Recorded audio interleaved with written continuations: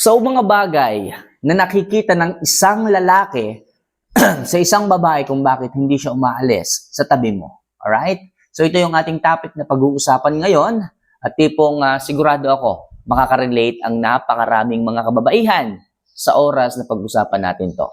So, isa lang palagi ang aking hinihiling, isa lang palagi ang aking pinapakiusap sa inyo mga kamama if ever na nagugustuhan nyo po yung ating mga videos, love advice, kung sa tingin nyo nakakatulong, nakaka-adapt, and nakaka-relate po kayo, huwag nyo naman po sana kalimutan na mag-subscribe, mag-like, at mag-comment na rin sa ibaba ng video na to para sa mas marami pang love advice na maaari kong ihandog sa inyo. Kaya mga kamamay, if ever na nagugustuhan nyo po at handa na rin po kayo, huwag na po natin ito masyadong patagalin pa at simulan na kaagad natin ang ating topic ngayong umaga na ito. So ano nga ba yung mga bagay na maaaring nakikita ng isang lalaki kung bakit hindi siya umaalis sa iyo? So number 1, dahil nakikita niya na meron kang pagpapahalaga sa sarili mo. Anong ibig mong sabihin kamamay dito? Napakalalim naman nito. Ang ibig kong sabihin na dapat may pagpapahalaga ka sa sarili mo, alam mo yung self-worth mo. Hindi ka naghahabol. Hindi ka nagpi-please sa kanya para lang manatili. Yung tipong inuuna mo yung sarili mo. Kung sinasaktan mo ko, bahala ka. Kapag sinaktan mo ko, lalayo ako sa iyo. Kapag sinaktan mo ko ng paulit-ulit, maaari akong mag-no contact rule sa iyo. Maaari akong lumayo ng lumayo hanggang sa mawala. So kapag ka ganun, iniisip mo yung sarili mo eh. Iniisip mo na ilayo yung sarili mo sa mga taong sasaktan ka lang kahit sobrang mahal mo yung isang lalaki. Okay?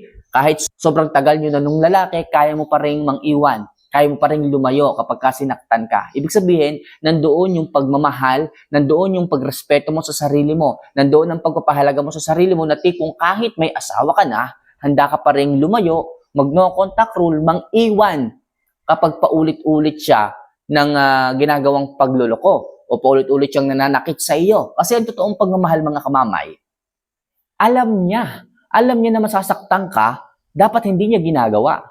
Pero kung paulit-ulit, sabihin na natin, minsan niyang nagawa yung pagkakamali, okay, pwedeng patawarin. Pero kung paulit-ulit niyang ginagawa yung pagkakamali, ibig sabihin, wala na masyadong love. Hindi ka na niya iniisip, wala na yung concern, wala na yung malasakit. Kung ganun mga kamamay, dapat meron kayong pagpapahalaga sa inyong sarili na kaya niyong lumayo sa mga taong walang ibang ginawa kundi saktan kayo. Sa ganyang paraan mga kamamay, doon natatakot ang mga lalaki. Kung kaya't hindi nila kaya't hindi nila magawang lumayo sa tabi mo. Sapagkat ganun ka nga eh. May iwanan sila. Pero kung ikaw, yung isang babae na martir, marupok, na kahit anong gawing pananakit, na kahit anong gawing pagluloko ng lalaki, nandiyan ka pa rin. Eh, hindi ka niya pipiliin o hindi siya mananatili sa tabi mo kapag kaganyan. Kaya napakahalaga mga kamamay na dapat meron kang respeto o pagpapahalaga sa sarili mo upang ang isang lalaki hindi umalis sa tabi mo. Alright? Maliwanag tayo dyan ha?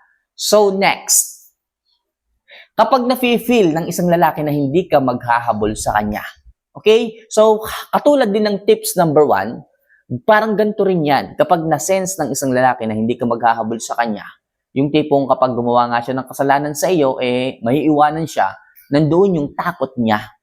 Nandoon yung pangamba niya na baka mawalan siya. Lalo na habang umiidad kayo. Okay? Lalo na habang tumatanda kayo. Sabihin natin nasa 40s na kayo. Hindi rin gugustuhin ng isang lalaki na maiwanan siya sa ganyang pagkakataon kasi medyo may edad na kayo eh. Medyo tumatanda na kayo eh. Ayaw din ng isang lalaki na maiwanan. Kasi kapag naiwanan ng isang lalaki, ang hirap maghanap. Ang kanyang buhay ay magiging parang hindi buo. Kasi nga, pa-sideline lang siya. Hanap ng ganito, mambababae, magloloko. Pero sa totoong buhay, wala yung saya, wala yung sarap na tipong uuwi ka ng bahay, nandun ang asawa mo, nandun ang anak mo. Kaya iniisip din ng isang lalaki na kapag nagloko siya at hindi ka maghahabol sa kanya, kawawa siya. Kaya pipiliin niyang tumino. Pipiliin niyang hindi umalis sa tabi mo. Okay? Kaya nasa sa inyo rin minsan ang susi kung bakit hindi umaalis ang isang lalaki sa isang relasyon. Alright? So next, kapag ipinaramdam mo na hindi ka ganun kahigpit sa kanya, yes mga kamamay, kapag hindi po kayo ganun kahigpit, yung tipong kung wala namang magiging aberya, yung tipong wala namang magiging problema, hinahayaan nyo lang siya.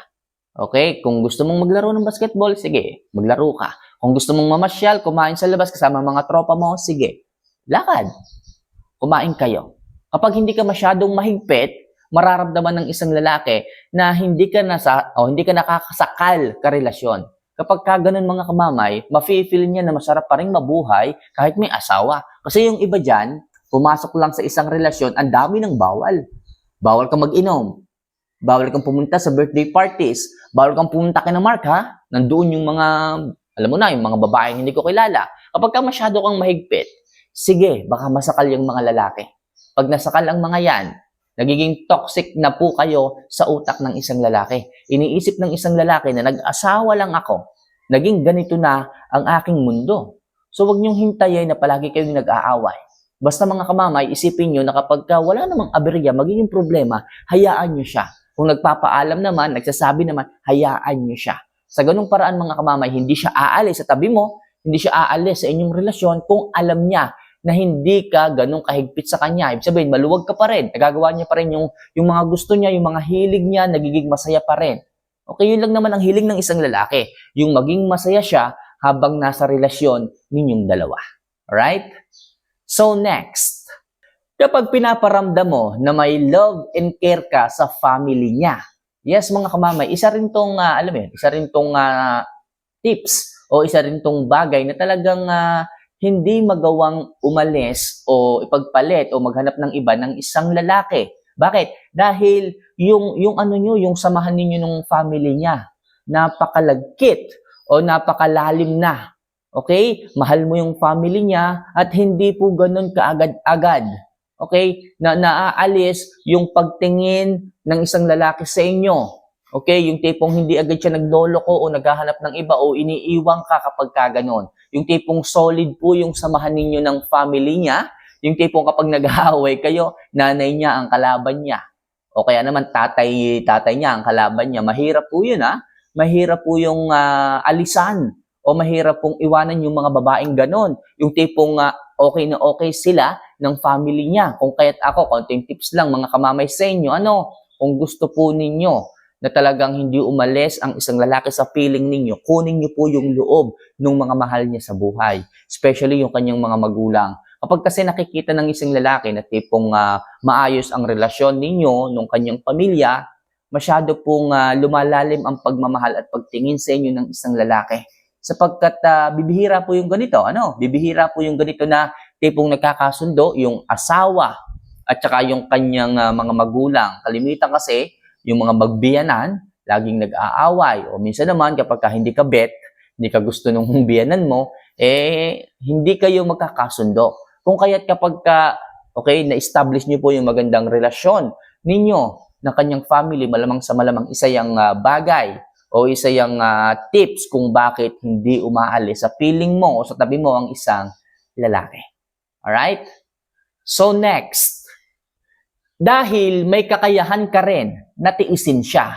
Yes mga kamamay, kung kaya't ang isang lalaki ay hindi umalis sa tabi mo dahil may kakayahan kang tiisin siya.